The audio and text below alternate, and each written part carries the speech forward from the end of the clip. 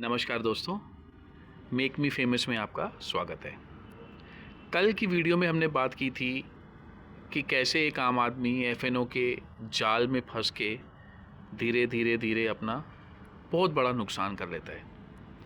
जब तक उसको समझ में आता है कि उसका इतना बड़ा नुकसान हो चुका है, वो उसको कवर करने लायक भी नहीं रहता है।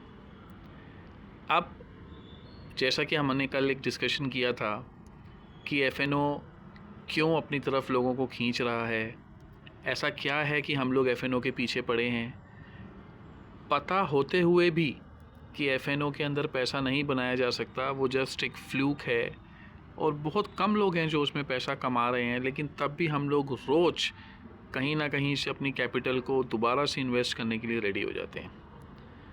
तो एक चीज़ जो मेरे भाई और जो मेरे जितने भी फॉलोअर्स हैं और जितने भी लोग हैं जो इसको एफएनओ को बहुत ही एक सोर्स ऑफ इनकम को समझते हैं कि मेरी एक सोर्स ऑफ इनकम है, तो let me be very clear कि ये किसी भी तरह का सोर्स ऑफ इनकम ना तो कभी रहा है और ना ही हो सकता है।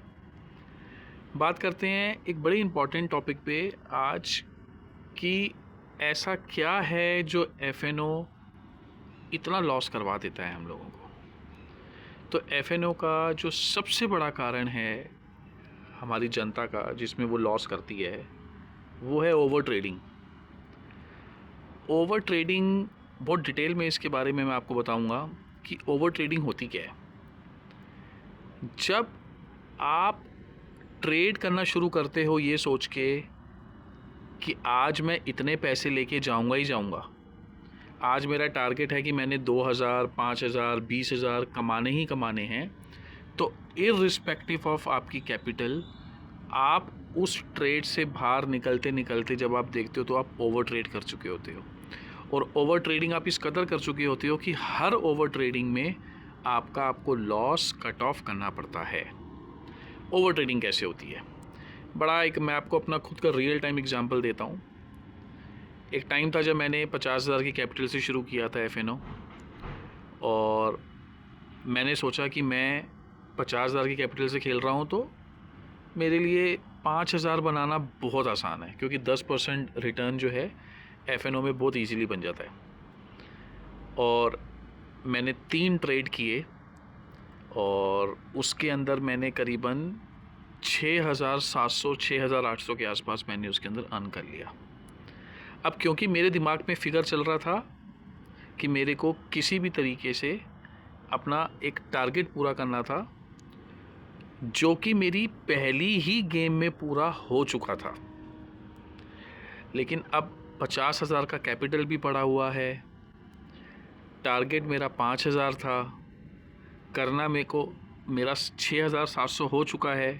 तो अब मैंने सोचा यार कि अब 200-400 की और बात है, मैं इसको 7,000 कर लेता हूँ, मैं इसको 8,000 कर लेता हूँ, चलो 10 तो हो ही जाएगा। और अब मैंने उसको ओवर ट्रेड करना शुरू किया। मैंने एक और गेम खेली जिसमें मैं 2,000 लॉस में चला गया। अब मैं अपने टारगेट से भी नीचे आ गया। अब मैंने कहा कि ठीक है, जो टारगेट है 5,000 कम से कम इसको तो पूरा किया जाए। अब मैंने अपने उस टारगेट की तरफ दोबारा से और 2 गेम खेली। करते करते मैं लॉस खाते खाते, कैपिटल मेरा अभी भी उतना ही पड़ा हुआ है, लेकिन जीत के अमाउंट में से कम होते होते मेरे पास बचा 1200-1300 रुपये। मैंने थोड़ा होल्ड किया, मैंने कहा कोई बात नहीं, कोई अच्छा ट्रेड आएगा मैं तब लूँगा।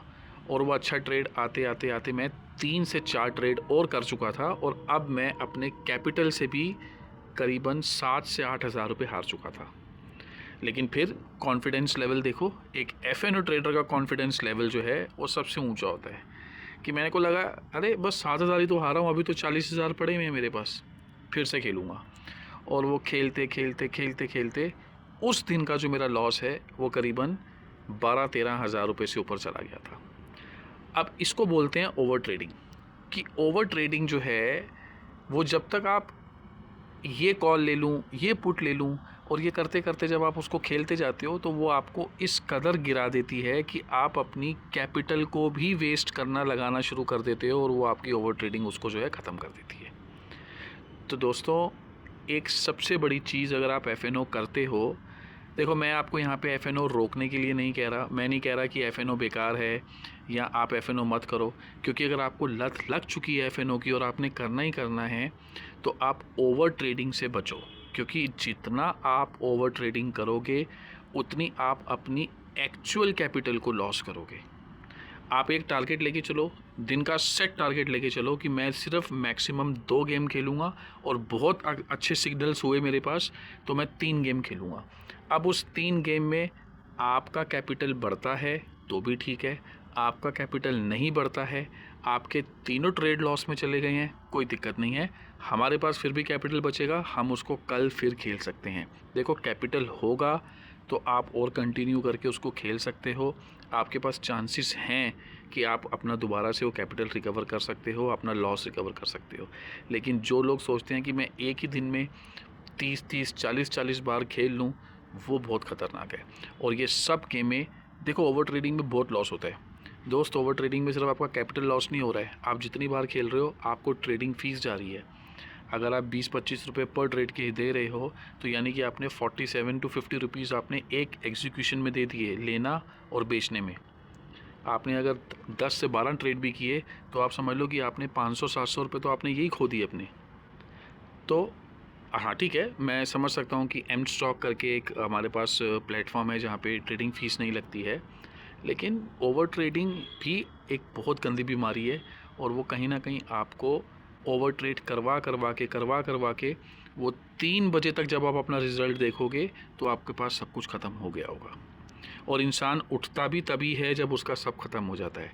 या तो वो 3 बजे तक खेलता रहेगा और नहीं तो वो जब तक उसका कैपिटल नहीं ख़त्म हो जाएगा वो उसको नहीं छोड़ेगा।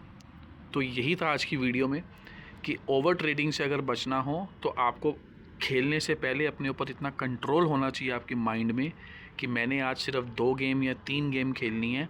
अगर उस 2-3 ट्रेड में मैं जीत जाऊंगा तो भी ठीक है, और अगर नहीं जीतता हूं तो भी कोई बात नहीं, मैं नेक्स्ट उसको कंटिन्यू करूंगा। तो इसी के साथ दोस्तों आज की वीडियो मैं ख़त्म करता हूं। कल फिर एक नया ऐसा टॉपिक जहां पे जो मेरे रियल टाइम एक्सपीरियंस की वजह से मेरे को जहाँ से लॉस मिला है और वो ऐसी क्या चीज़ है जिसको लेके मैं फिर बहुत बड़ा एक हार का पाकी बन गया था, वो मैं आपको कल डिस्कस करूँगा। आज के लिए गुड बाय, बाय बाय।